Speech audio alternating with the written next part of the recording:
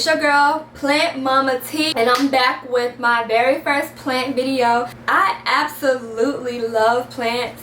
I fell in love with plants when I started my spiritual journey, which was December of 2019. And they really kind of helped me with dealing with the depression, and they are also known to help with anxiety. Now that part I honestly haven't seen a difference in, but as far as helping with my depression, yes, plant care really does help me with my depression. I can attest to that. But I'm here today to tell you my 5 reasons of becoming a plant parent in the first place. If you're thinking about becoming a plant parent, I'm always going to say go for it, because who wouldn't want to just breathe clean air? But if any of these reasons resonate with you, I think that you should go for it. You should really become a plant parent. So my first reason for becoming a plant parent is because plants give off oxygen. So they absorb carbon dioxide and they release oxygen. The Erica palm I do have, and it releases oxygen more at nighttime, as well as the Sansevieria, which is just well known as your snake plant. Those are really good at producing oxygen at night. So I have those 2 in my bedroom. And the first night after I purchased the Erica palm, I put it in my bedroom. I purchased it specifically because I saw that it does help you with getting better sleep at night.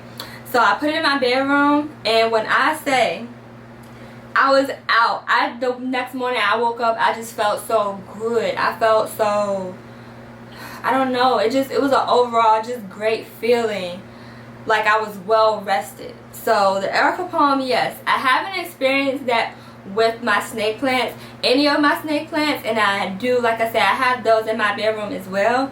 But the Erica palm is supposed to give off more oxygen than the snake plant, and I can, imagine it's because the Erica palm is way bigger than a snake plant.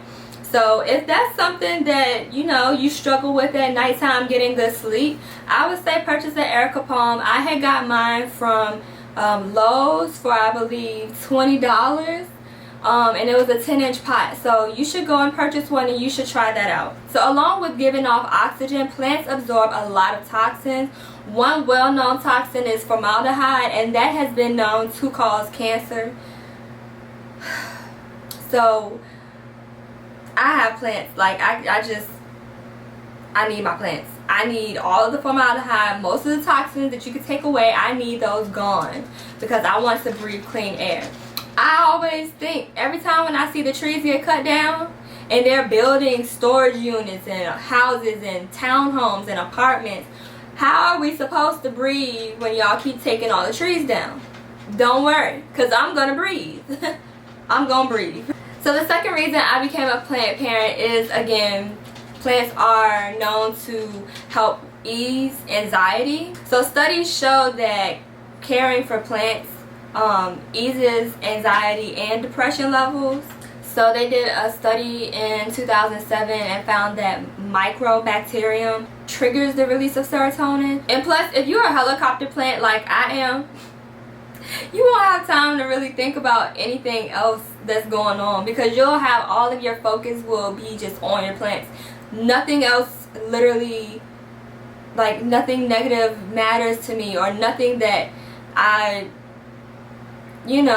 maybe kind of worry about a little bit. That stuff just doesn't bother me as much as that it used to, because all of my focus is just caring for my plants, cleaning my plants, making sure that I'm seeing some growth and I'm not seeing a decline. I'm seeing an incline in my plants' health.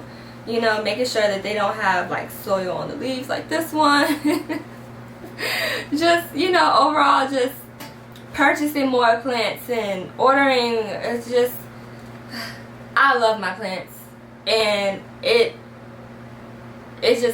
they're so helpful for my mental health.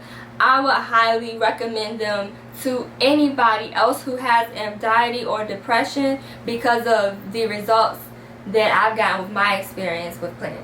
The third reason I became a plant parent is because one of my resolutions was patience. I wanted to have more patience, and so plants will definitely, most definitely make you practice patience, because of the simple fact that growth does not happen overnight.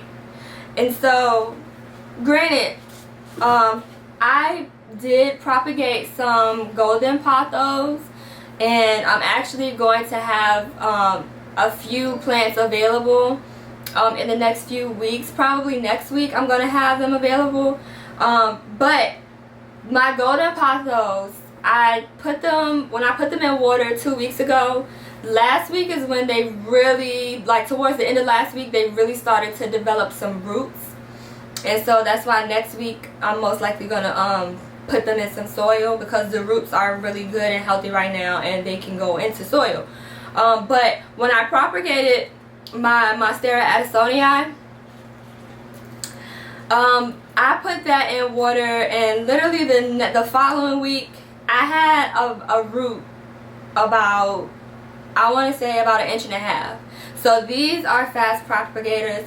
However, time and patience, because you have some slow growers like my Alocasia Dragon Scale,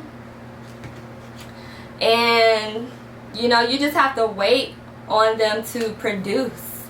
So sometimes, you know, we may have anxiety because we're always in a rush, and honestly society has enabled that in us, that everything has to be fast. Our phones are faster, the internet is faster, people are always speeding, nobody drives the speed limit, everything is just so fast.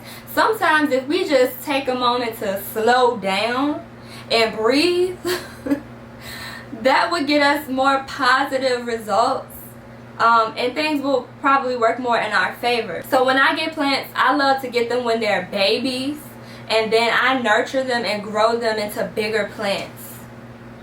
Like this one here. Now honestly, this one, I propagated it and it's obviously doing well. You see the newest leaf here. This is the last leaf to grow, and then there's something else that's growing. But I get them when they're, when I do buy plants, I like to get them when they're babies, and then I can grow them. And I feel like I'm building a relationship with my plants and bonding more with them. And honestly, if you get them when they're smaller, that gives you more time to learn each plant individually and see what it likes, what it doesn't like, what it needs, what it doesn't need, you know, get the lighting correct and stuff like that for the plant. So when propagating plants, it's much excitement when you become a grandma or grandpa plant parent. A grand plant parent. Now, reason for why I became a plant parent is because I feel like, why spend money on decorative things such as pictures or just different art pieces. Now, they are beautiful, a lot of them are nice, don't get me wrong, because I'm obsessed with elephants. Those are like one of my favorite animals. I love elephants. I have it tattooed on my leg, and I have elephants in different places in my house. However, I have more plants than I have elephants in my house, and I feel like, why not green it up? Why not take your plants, which you need for oxygen anyway, and put them in different places where you'll be able to decorate. Like, decorating with plants has to be the ultimate interior decorating, like, knick-knack kind of that you can use. It's just, you can't ever go wrong with decorating with plants. Like, you can literally add any finishing touches to any room using your plants. Now honestly, the last reason, I really couldn't think of one, but it's like, what reason do you really need to become a plant parent? Because why wouldn't you want to become a plant parent? It's like, they serve so many benefits for you. They help ease anxiety, depression, they're great for cleaning your air, they help you breathe, they're great for decorating. But just why not? There's so many whys, but why not? What is the negative reason that you could find for wanting to become a plant parent? It's just, you just can't. Now, On my channel, I mainly speak about, you know, my indoor plants, but I actually have a garden as well. I just planted some pumpkin seeds a few weeks ago because my niece picked them up when we went to one of the nurseries here in Richmond, and I'm like, you know what, that's a good idea. Instead of going to the pumpkin patch this year, why not bring the pumpkin patch here to the house and we can have free pumpkins. So I did plant some pumpkin seeds a few weeks ago, and they have sprouted. Now it rained. It was a storm last night, and the planter got knocked over. So I saw it this morning when I went outside to check on I have white bird of paradises outside, and when I went to go check on them this morning, I saw that the planter with the pumpkin seeds had fell over. However, I did see some sprouts. We have pumpkin leaves, and since the seeds came out of the planter, we have roots. I saw that we have roots. So I planted 3 seeds. 2 of them survived, and they're gonna get planted into the ground soon. So yeah, for Halloween this year, we will definitely be giving away or selling some pumpkins. I'm not quite sure yet. Probably give them away, because why not give back to the community from our own backyard. So yeah, it's pretty cool. Last year I planted corn, lima beans, some lettuce, some spinach. We did kale, curly kale. That's my favorite green, like spinach and curly kale. It's over.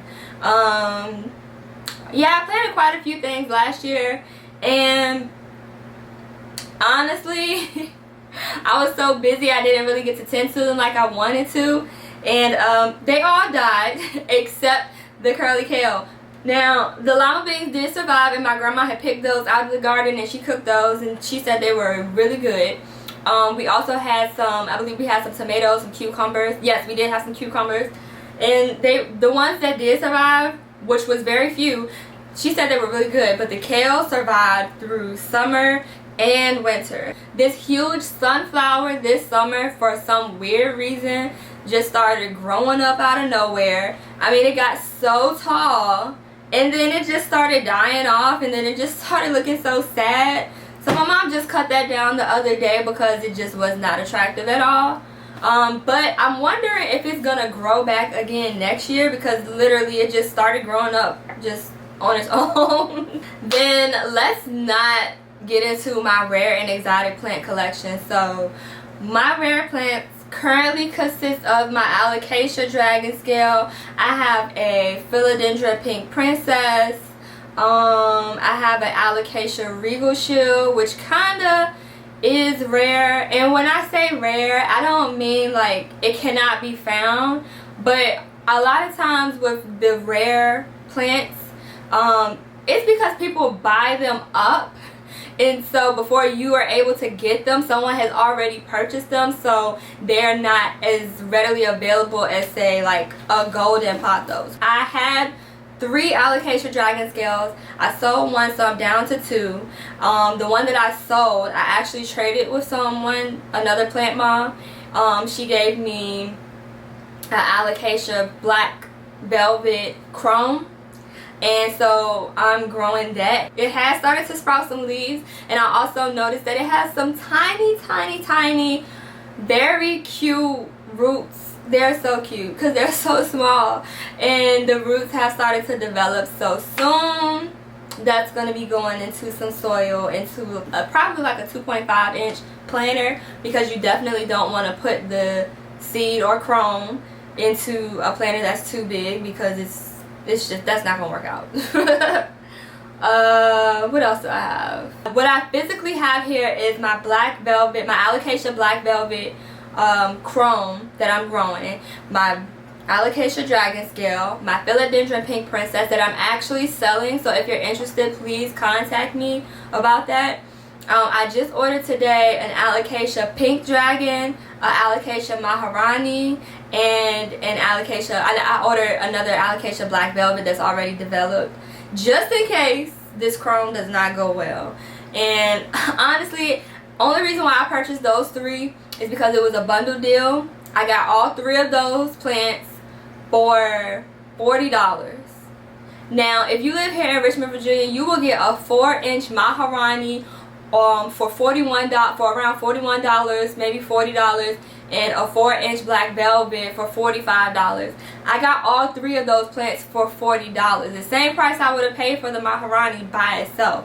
I could not pass that up, so I had to purchase it. So that's 3 more plants to add to my alocasia collection.